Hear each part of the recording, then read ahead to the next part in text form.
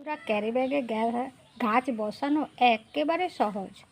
এই যে কোনো ক্যারি ব্যাগ, এই যে দেখুন এটা হচ্ছে খেজুরের প্যাকেট।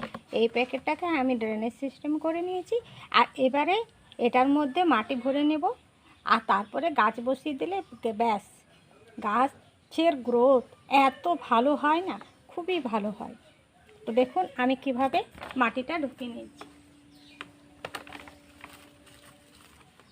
এই যে বানরে খেয়ে দিয়েছিল আমগুলো, সেইগুলো আগে দিচ্ছি, তারপরে আমি এই মাটিগুলো দিচ্ছি।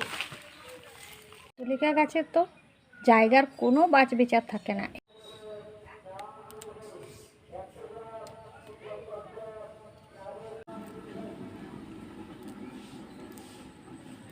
এক এক করে বসিয়ে দিচ্ছি।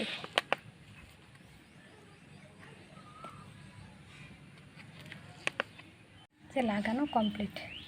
দেখুন